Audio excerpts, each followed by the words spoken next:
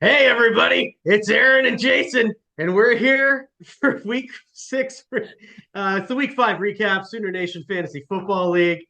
Oh my goodness. Boy, Jason, this is, you know what? Sorry. I'm Aaron. This is my friend Jason. We're here to talk about the SoonerNation Fantasy Football League. Jason, do you remember two off seasons ago when Lamar Jackson was negotiating his own contract and seemingly half the league was like, nah, you know, that I I Ravens gonna vividly, have, yeah, I yeah, vividly remember that. And I remember thinking, I don't want this player on my team. He's too up and down. He's 60, then he's going to have 13, 18, yeah. 20, 50. He's just too inconsistent for kind of for me. I like to have more consistent fantasy player. It's silly. It's stupid. The Falcons, they were the first one to come out. They were like, "No, we got Desmond Ritter. Forget it. Forget that." We'd already seen Tua doing the arm thing on the ground. Dolphins were like, we don't want it." God. Vegas could have Carolina. Anybody could have had him, and he looks like the best quarterback in the league right now. Like just doing everything he wants to out there. Uh, so I guess the point I want to make is average NFL GMs make about $100,000 a year, and look how stupid they are. So the next time you're giving yourself a hard time about a lineup decision that's gone awry, or a drop ad that I will lay in bed at night and think about stupid trades I made 5 years ago. These idiots are making six figures, and they're just as dumb as us. So I'm just here to say, let's give ourselves a break. Oh my gosh. What a devotional moment to start. Thank you. Would you have a scripture verse you'd like to add on to this? Because it seems like it's Yeah, just all about giving grace to yourself. It's a great moment, Pastor Aaron. yeah, Thank you so yeah, much for the good word. yeah, yeah. So that's it. That's what I got for the beginning.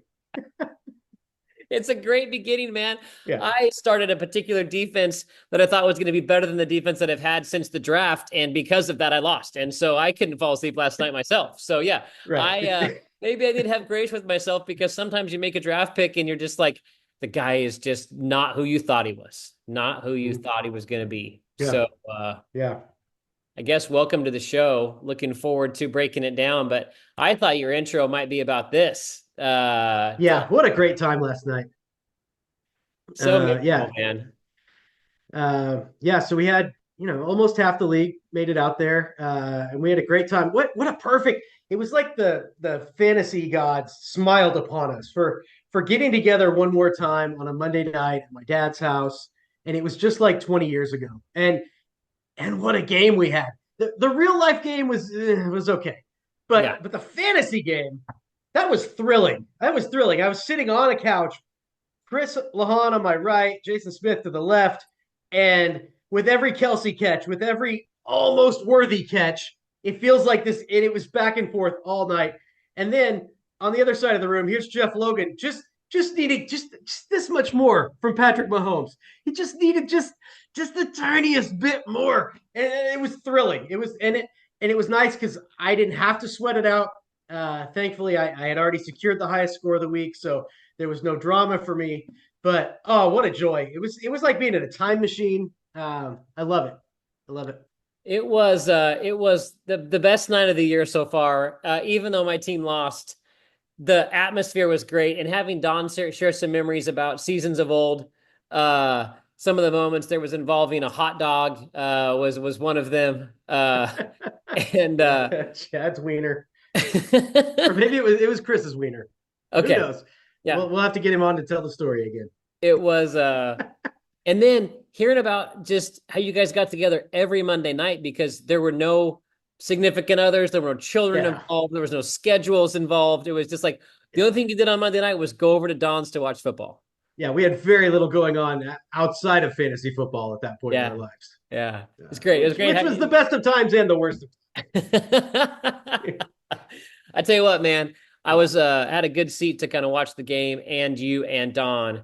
And when we were just cracking jokes and making fun of one another and everything, like your dad just my heart was warm because of his laughter. I mean, it was just Yeah, it really was great. nice. So and the ribs were awesome. It was a great meal. It was great. It was a really special night. And you're right, the fantasy gods were with us because having four games hang in the balance was pretty cool. And having two of them Yeah. be you and John just getting to enjoy all of the agony and the ecstasy was pretty cool. Yeah, just So just soaking it up. Yeah, always awesome. great. John came out. That's Yeah. great. And stayed the whole game to the very end. That was Yeah, usually when you have a Monday night football party, it's like people stay till halftime, but yeah, and then games were trickle so out. good that No, we didn't want to miss this. yeah, we stuck with it. Okay, so we're heading into the week 5 recap, week 6 Yeah. preview. And we have the Galloping Ghost sending to 1-4. Break it down. Oh my gosh. Yeah, this was a must-win game for the Ghosts, and they just responded with the lowest score of the week. 2 out of 5 weeks this season, they've had the lowest score. Shane wins easily, despite Josh Allen throwing up a stinker for the third time in 5 weeks. Just does not matter though. Brandon Ayuk finally semi breaks out. Kareem Hunt looking like he was worth every dollar that we mocked him over. Yeah. Um, Josh can't figure out the Isaiah Likely roller coaster. On the Ghost bench, Likely has put up a 17 and a 13, but when Josh starts him, he's given him a 2.6, 0.4, and a 2.6. So fewer than 6 points across 3 starts. Did you see this is actually, I should have taken this out of my notes because did you see the latest trade? No, I have not. Yeah, Josh has a new tight end, Sam Laporta. Oh, whoa. Yeah, so Jeff has made a decision for his tight end of the future. I think he might regret that, but I don't know. We'll see. God, this is breaking news to me. Yeah, Yeah, yeah, gonna have to go find this and see how many players. Okay, I'll let the league know. I'm sure people know by now if they're watching this, but it looks yeah, like the Ghost traded Cooper, not Cooper Cup, Amari Cooper.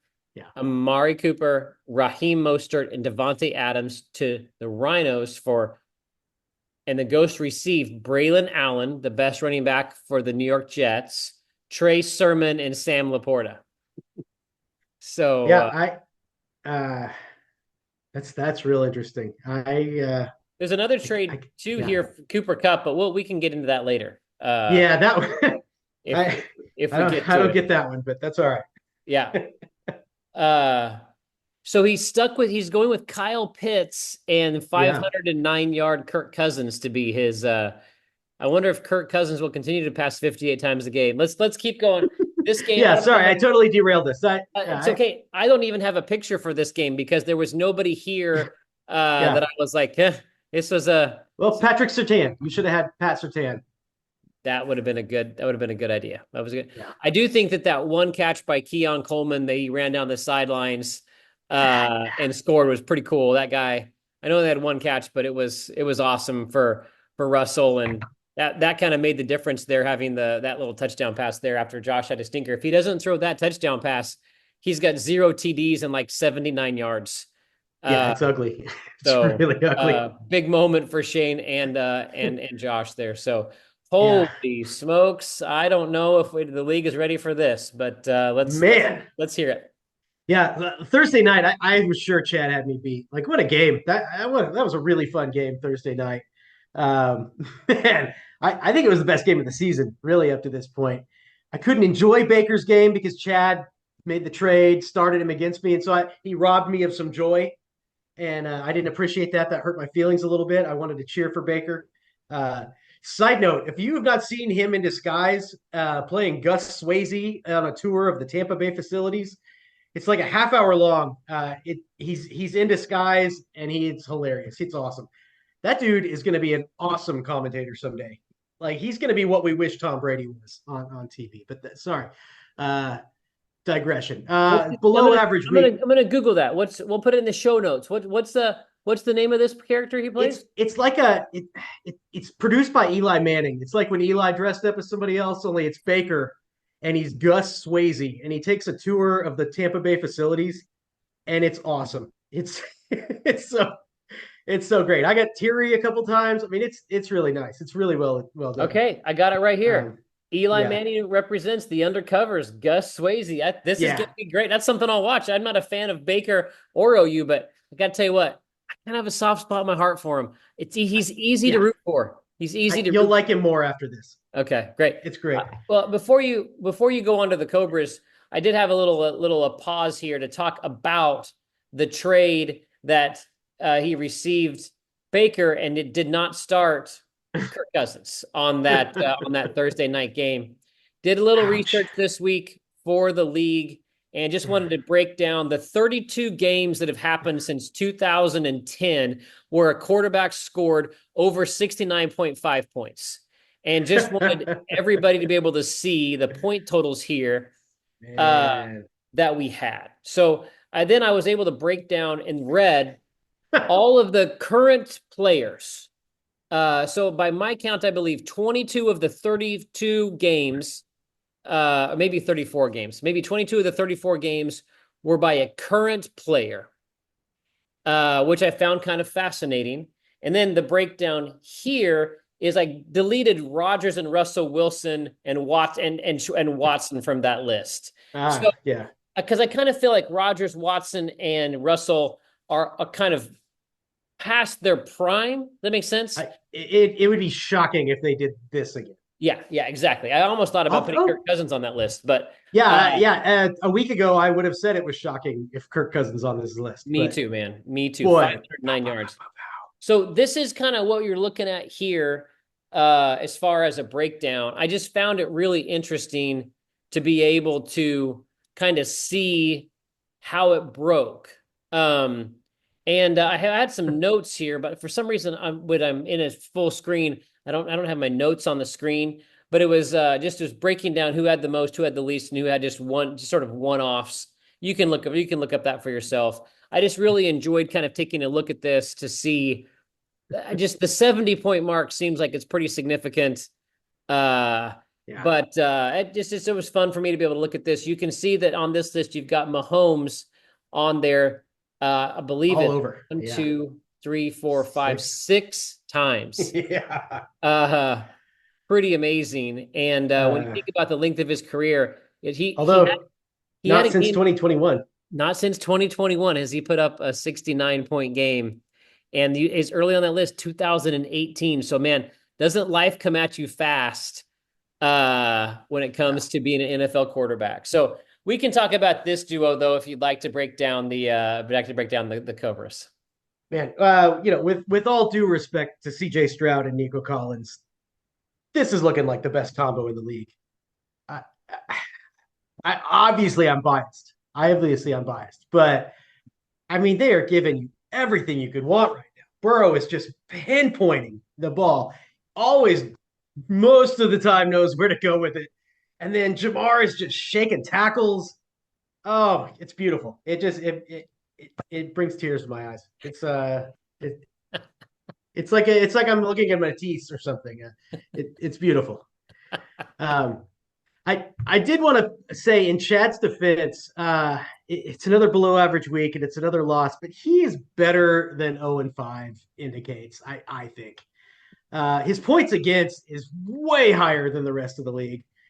League average is 96.1, and Chad's opponents are scoring 113.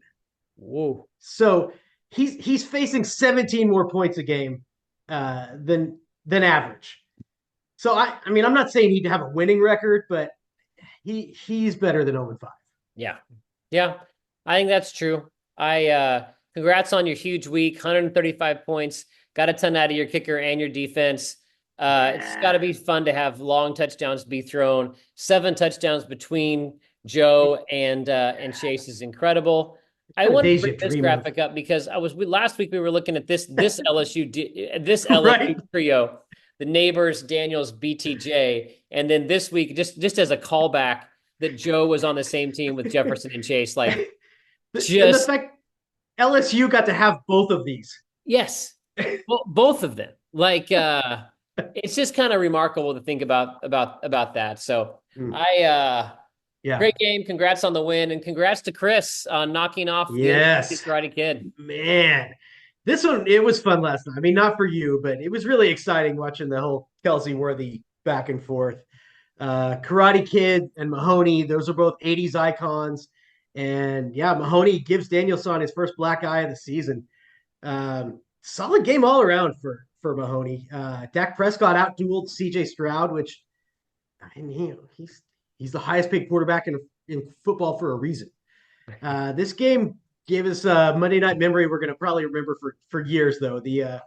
When you're, yeah, here, I figured you'd have it. Kelsey hands the ball off to Worthy on a run when you need Kelsey to score and he needs Worthy to score. It was just this perfect synergy of your players working together to screw you and elevate Chris to the victory.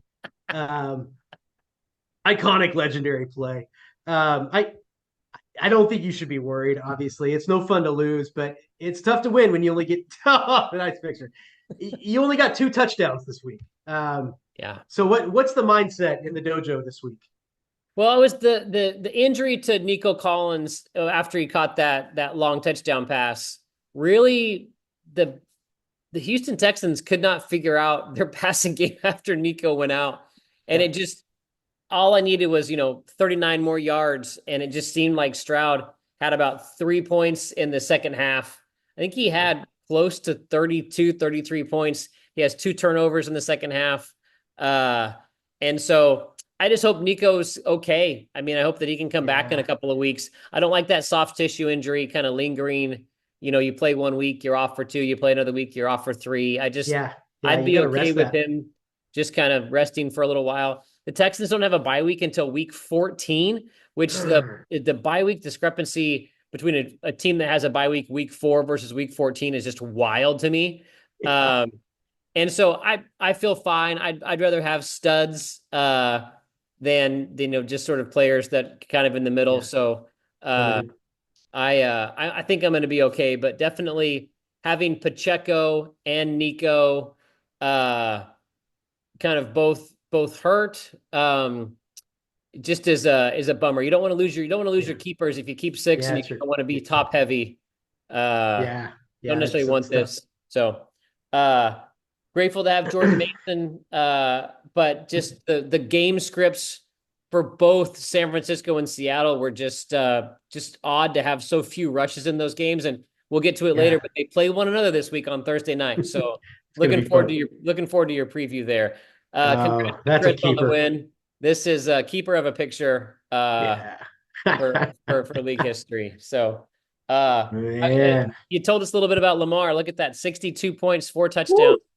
We got a True John 2024.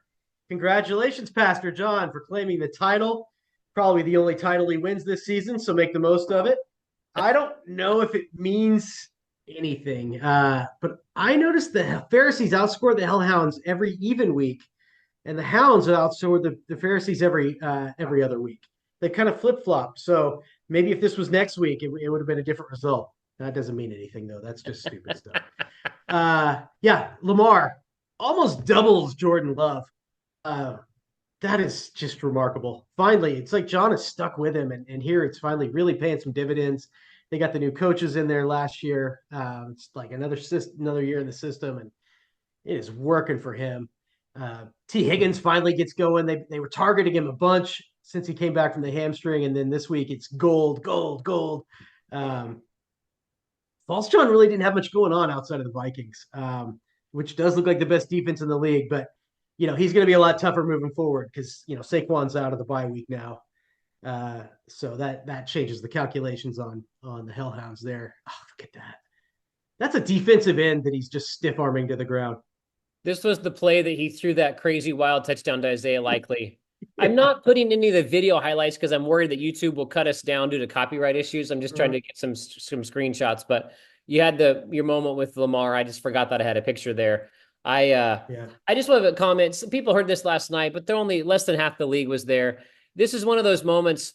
I have compared last night Pastor John Middendorf, owner of the Pharisees, to Andy Reid, where he's just willing to stick with people who brought him there. Like he just never gives up on anybody.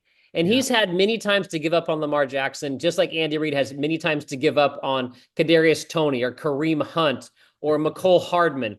And there's just a trust with the old guard. Like there's just like this, like, I know I can trust Lamar, even though he has not shown himself to be trustworthy. And that goes down to John's, I would say, pastoral heart that he's shown through 34 years at OKC First Church, 17 years as our senior pastor and 17 years as the youth pastor. This kind of idea that I just believe in you, even though you've shown me I shouldn't believe in you, I'm still going to believe in you.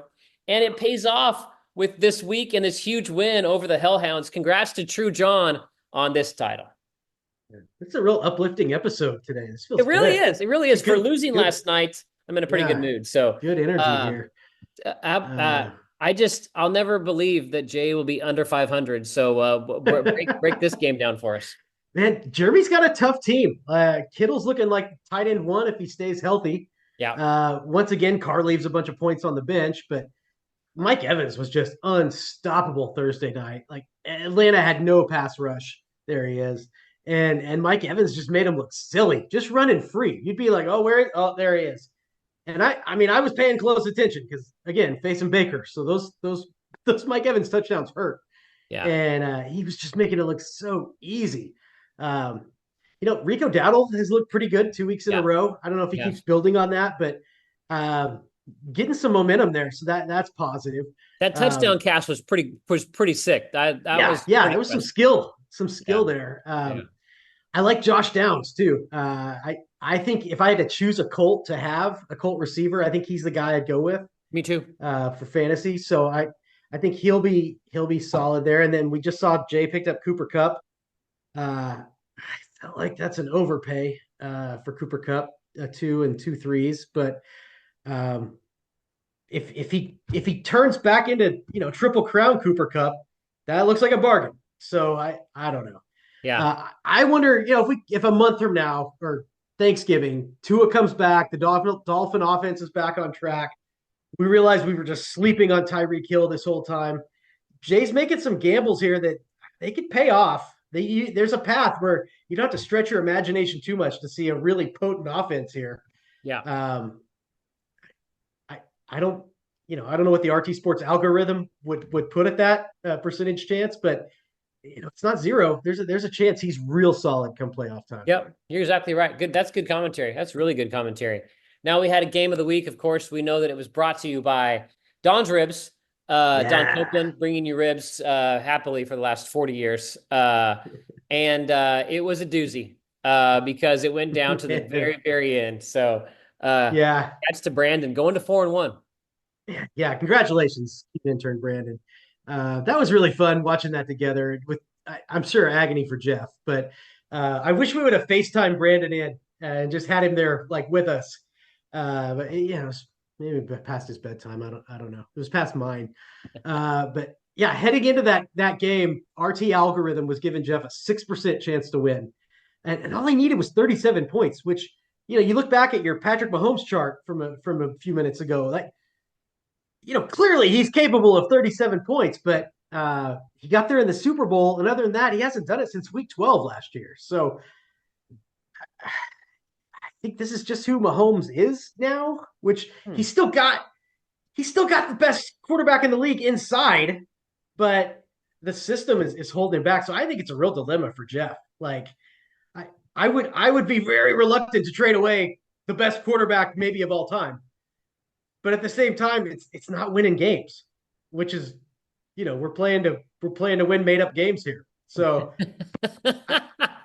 I don't know. A great win for Jolkin Rolkin Tolkien though, because man, David Montgomery's on a bye, Malik Neighbors has a concussion, and Brandon still just takes care of business. It's a new era for Brandon. Trevor Lawrence is gone. Hurts and Stafford, they're taking over. Brock Bowers has his biggest game of the young career. Brian Thomas Jr. is the top scoring rookie wide receiver through 5 weeks. Oh my goodness.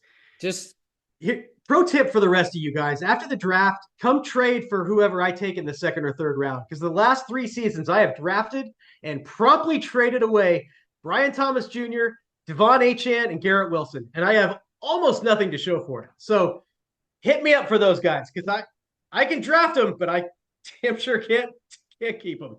Oh, but these guys look so good. And I got to say, I would say Brandon has had a hard time rooting for his team.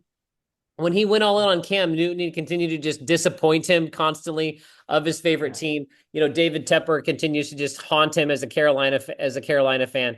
What a fun team to root for if you're Brandon, to have all these young guys to just be like, I get to root for these players. Happy for Brandon. Disappointed for Jeff sitting next to him on the couch. I just think that he was almost resigned that he wasn't going to win, even though just no touchdowns, just one single touchdown. Yeah, and he Uh, had 30 points off Thursday night. So after Thursday, it looked like he was in great shape with that big yeah, Drake London game. yeah. But Mm, congrats to Brandon on winning the game of the week. And let's yeah. go through our league standings. Uh, Mm, we have three teams at 4-1. my goodness. And looks like the Hot for Teacher division is probably the closest match there. Um, if you look at the point standings, you have Ooh, baby. two teams at the top, just with 4 points difference, both 4-1. I bet the league's loving watching this graphic right Oh, now. they are puking. They're just it's just like the South Park, just constant throw up coming out of people's mouths after seeing this. Yeah. Also, the best ball league this week. Some of you, I don't know how many of you take a look at this. I found it. I don't like to look at this until Tuesday because there's so much movement on the Sunday night, Monday night game. Yeah, You you really don't can't know if know. you're ahead or behind until you look it up on Tuesday morning. But not as many points scored this week. No one near the 200-point marker we had last week. But Brandon Whiteside with left Ooh, Brandon Cooks on the IL Caleb. with a huge week. And we haven't talked about Caleb. Caleb looked really great. Look at that, Yeah. 338 yards and 2 touchdowns. But Mooney in this point PPR league here, Yeah. a lot of Yeah. points with his 9 Just receptions. clear it up. Yeah. Just pretty impressive. I think this is a half-point PPR league. Uh, but this is pretty interesting with that Brandon. Such a good week for him. Yeah. Uh, It's all and happening for him. the best ball standings, again, you've got every team in the North Division with more victory points than any team in the South Division. And the Gridiron Vapors look like they're running away with it right now, early for that number 1 seed. Yeah, way up. The picks contest, the Ghosts at the top this week. They had Yeah. the ability to pick Denver, which was a big pick for them against the other teams, and then the Cobras and the Ghosts at the top Whew. Neck with and a neck. 3-game lead over 3 other teams. So Yeah. that's a quite an update there on the picks contest. Just making sure everyone give credit to Shane. But what happened this week, Aaron? Who did Shane pick for his survivor pick, and what happened? Shane went with the Seahawks and they crashed and burned. Oh, that's tough. So It seemed like such an easy win. yeah, yeah. It always does. I mean, so he just has to pick one winner. He went Yeah. 4 weeks. Congrats, Yeah. congrats to Shane. I think because he's out, we can now drop this slide from future shows.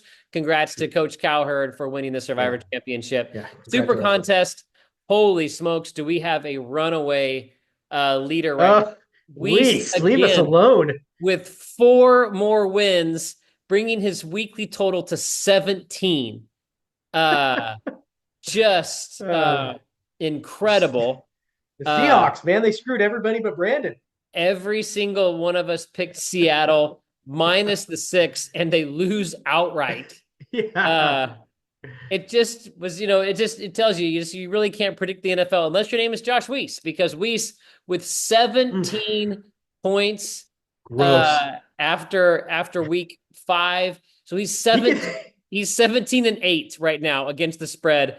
That Yeah. is so He good. could take the week off. He could just not play this week and he'd still be winning next week. Maybe by multiple. Maybe 2 weeks. He might be able to take 2 weeks off. I was looking up the Westgate actual contest to see where he would be overall in the multi tens of thousands of people who enter, and they hadn't updated it yet. But I hopefully will be able to maybe put that on the message board and see like where his standings would be at 17-8 after his first 25. Yeah. So Yeah, that'll be fun. I'll see what I can find there. But now we're on to the week 6 preview. Yeah. And also just a moment to say week 6 already. Sometimes I just makes my heart hurt to realize that we're already had 5 weeks down. But Yeah. we're gonna go through here the 5 games before the game of the week with a new sponsor. So tell us about what you've got here. Yeah. So Ghosts won last year, week 4, 97-56. Jaden Daniels versus the Ravens is going to be fascinating. I want to watch a lot of that game. I think that's going to be really fun. Purdy versus the 49ers last year. He had one good game, one bad game. That feels kind of neutral. Against Seattle, yeah. Yeah, I feel like it's a big boost for Carr if Kittle can steal away some of these Purdy points. always interesting to see who Jeremy's going to roll with here. Kind of thought we'd see, well, I don't know what he's going to do at kicker, but yeah, I kind of thought we'd see DJ Moore in there after his big week. Mike Evans versus the Saints, man. Mike Evans versus Marshawn Lattimore. Is there a better like quarterback receiver? Corner receiver battle. Not for my money. I love when those two guys hatred. So love it when Evans plays against the Saints. It'd be fun if Rachaad White got some revenge against the Ghosts. Ryan Johnson Jr. has just been awesome. He's been their most consistent player all season. So, that comes out of the Washington game. I think that's going to determine their games. Who gets those rushing touchdowns in Washington? I do think Amon-Ra is going to feast on the Cowboys. It feels really weird to say this, but the new reality is the winning play is to choose against the Ghosts. Give me Carr. Holy smokes. Brandon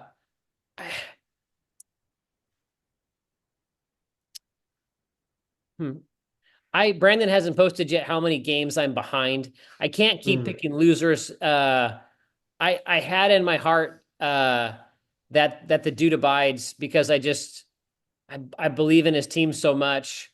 Yeah. But I'm going to take Josh to get back on track this week with some of his pickups. I think there may be more trades to come. And just in honor of this, because I just looked up the weekly standings week 4, it says. So I still don't think it's updated, but I think that last week there were 2 teams with 16 points after 4 weeks, which means they were averaging 4 per game. Wow. So I'm going to be tracking that throughout the year to see where Josh will finish if he continues this huge streak. But I'm going to take Josh. I do think that the emphasis there with the receiving core with Detroit maybe makes a turn against the hurt Dallas to secondary, which you just mentioned. So I'll take Josh. How about your own game? Whew, yeah, this is a rough matchup for the Cobras. Bijan versus the Panthers is very scary. Lamar Jackson versus the Commanders is very scary. The Pharisees have T. Higgins, so if Burrow throws those touchdowns to him, that just siphons those points away. I think Debo is going to play real well against Seattle. And we got some real question marks at running back right now. Like Breece Hall is getting blasted in the backfield, two yards deep. Yeah. Robert Saleh got fired this morning, so I don't know what to expect. I don't know what to expect there with the coaching. Jonathan Taylor's got the high ankle sprain. Do I have the guts to plug in J.K. Dobbins, Hank Bigsby?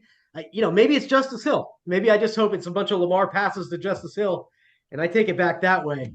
I counter him with Zay Flowers. I don't know. I don't know. The Giants, they just shut down DK Metcalf, so I don't know if they're going to hinder Chase. I'm going to take the Pharisees here. Oh, really? Huh. Yeah. Against Joe Burrow and Jamar Chase. I was ready to pick the Pharisees just because Baltimore playing at home versus Washington. I don't think I've ever picked your team to win. And I'm still not going to do it. I'm going to take John too. I'm going to take John with the victory. I like his matchups more. One thing I like about this game as I looked at it, these 2 teams playing have a game in every time slot. You've got the Thursday, got the Sunday noon, the Sunday 3, the Sunday night, and the Monday. So it's going to go prolonged. It's the 5-day game until from Thursday night at 7:00 until midnight on Monday night. Just agony and ecstasy for 5 days. And I think you both want to beat one another. I think that this is one of those matchups that you really like to take it to the Pharisees. Yeah. And I know the Pharisees want to beat the Cobras. Can't believe it's not the game of the week, but let's keep tracking because we're getting there. Jason, when you have a game that covers all the days, it's called tantric fantasy football. Huh. Yeah. J1 last year, week 10, 108 to 105. Chiefs are on bye, so probably Andy Dalton time in Rhino land. If Dalton gets the same pass rush from Atlanta that they gave Kirk Cousins, I think he can get the job done. That said, I prefer Jared Goff versus the Lions or Geno Smith versus the 49ers. Do like some of Jeff's matchups this week, though. Derrick Henry versus Washington, that should be really tasty. Drake London should just do whatever he wants against the Panthers. And, we've seen he's all in on Kyle Pitts here. JC Horn's probably covering one of those two, but he's been getting beat this year. You can see Kamara having a bounce back game. He's so involved in the offense. Like they're just every play feels like they're looking for him. And Tampa's defense is not as stout as Kansas City. I'm taking the Vipers. I also I just or just a second ago said how much I believe in Detroit's passing offense this week. So I had the Vipers pegged for my winner. I It's interesting. I have a feeling that you're trying to sabotage Jeff by getting him to not believe in Patrick Mahomes. I just from last night and today's show, Jeff, if you're watching, I just want to let you know he's going to be okay. Just he needs this week off. He's going to be back to scoring 40+ point games. Don't believe that you should trade him away for anybody else. So don't listen to Aaron. I did refer to him as the best quarterback in the league. So I don't know if I'm really submarining him that hard here. I have a feeling you're trying to like trade him like Pat Mahomes, and you're trying to get Pat Mahomes and Derrick Henry for like Caleb Williams and Breece Hall or something. Like you're trying to set him up to make him. I don't think it's going to work. I don't think it's going to work. Jeff, I think you should stay strong. Even though I'm picking against you this week, I'm going to take the Vipers. So let's break down this game. I love the quarterback matchup here. I just like big name quarterbacks. So yeah, it's fun. Chris took the win last year in week 9. He had 153 points against Shane. Whoa. Shane's quarterbacks are going head to head, so that's fun. Got Aaron Rodgers and Josh Allen going at it. The Jet defense is a lot stouter than Buffalo. Either way, I like Shane's quarterback to outscore Dak Prescott until the fourth quarter, in which case Dak Prescott will just go crazy and then give Chris another 25 points. I think Jahmyr Gibbs is going to terrorize the Cowboys, though. I'm assuming A.J. Brown's going to be back here. That should really help. Yeah. It feels inevitable that we're going to see Jameson Williams streaking down the sideline at least once against Dallas. I don't really like any of Chris's wide receivers, but he's been getting scores out of them. Yeah. Jacobs versus Arizona ought to be a good play. It feels really weird to say this. I'm taking Mahoney. Okay, I want Shane. If we're talking blue chippers, Shane's got more. Chris took down the undefeated Karate Kid. He's not going to win 2 weeks in a row. I'm taking Shane Calvert here in this matchup, and now I did refer to Chris as everybody's get right game last week on the show. No, you did. And he scored 100 points and took down the Karate Kid, whose faces the Chad Long Rompers this week. Yeah. Do you remember beating him last week, week 11, in a 77-58 matchup? I do remember that game. That's ugly, dirty. That's dirty. Kirk Cousins feels like a solid play. Everybody's a solid play versus the Panthers. Yeah. Stroud with quite a bit tougher matchup, really, against the Patriots, especially if Nico Collins' hamstring is acting up. Yeah. If he plays, as we talked about, big chance it gets aggravated. So if they sit, like you're making a trade or you're starting a guy off the waiver wire, you want a 2-for-1 deal for Rome, you come talk to me. Okay, I might think about that. Although I do have right now 7 $1 bids in contingency for tomorrow's noon waiver wire pickup to be able to pick up just a random guy and hope he catches the touchdown. That's my plan. But look, Jordan Mason ought to run all over Seattle. It's fun, but it's not ideal that your running backs are going head to head in real life. I think Marvin Harrison bounces back this week. After facing him last week, I don't see what the hype is. He didn't look that good to me. No, he'll come back. Jaden Reed looks like a star. Like I actually really like Chad's wide receiver nucleus here of Harrison and Reed, not Quentin Johnson. He can go to hell. But I kind of like Chad to win in the upset here, but because I know you will never choose yourself, I'm choosing you to win this week, Jason. Yeah, okay. I'm always going to choose for myself. I always think I'm going to win. I am taking the Karate Kid, although a 500-yard Kirk Cousins performance at Carolina does loom large. Well, and Chad's just due. He's due Just Yeah. regression to the mean. Yeah, I absolutely. Yeah. yeah. I do think it's interesting that Chad trades me Justin Jefferson and Nico Collins. And then the one matchup I'm playing against Chad this year, I will not have Nico Collins or Justin Jefferson. It's just an interesting moment. And That's nice. he's not going to be playing Justin Herbert or Cooper Kupp or Tony Pollard against me. So it's just an interesting kind uh or Zamir White, which is how I think that he had my first round draft pick, and that's who we took at 1.7. So I don't think any of the teams that he traded. So it's just like a wash. Like we don't even get to see who we're going to Trade didn't even happen. So yeah, trade didn't even happen. So I'm taking the kid to beat the Rompers, and now we get to the game of the week, which is brought to you by Yeah. a restaurant establishment on Southwest 59th Street, Jimmy's Cafe and Roundup. Jimmy's Roundup and fried pies. Kids eat free on Tuesdays. And as you Oh, can see, there's a discount there on Tuesdays and Thursdays for the half-pound burger being half wow. price. So It's a lot of Jimmy's burger. Roundup. I'd also just want to make sure I had Jimmy's Roundup in 1997 on my recruiting trip at Southern to play for Southern Edgewood University, and they just the rolls. I remember the taste of the rolls. I believe it was a different location, but I will never forget my recruiting Wow. visit to try to lure me from the great, beautiful Northwest to get to Oklahoma. Jimmy's Roundup, one of the most Use was the way to Jimmy's go, Roundup. and it did its work. Do you have any league memories from Jimmy's Roundup? Yeah. It was after Larry's Steakhouse had closed, and we were looking for a new late night diner to hang out at. We danced with Jimmy's Roundup for a couple of years, and in fact had a draft there. Had a really gross, terrible draft at Jimmy's Roundup. I feel like Don Collins was there. I think it was probably that era, and it's just dirty. And boy, what a recruiting visit that must have been. Yeah, it Here's was effective. You know what I mean, just like yeah, it's hard to admit that, but that's what brought me down from the beautiful Northwest was the rolls from Jimmy's Roundup. Uh wow. if you were at that draft, please let us know via text or the message board as Aaron lets us know about the game of the week.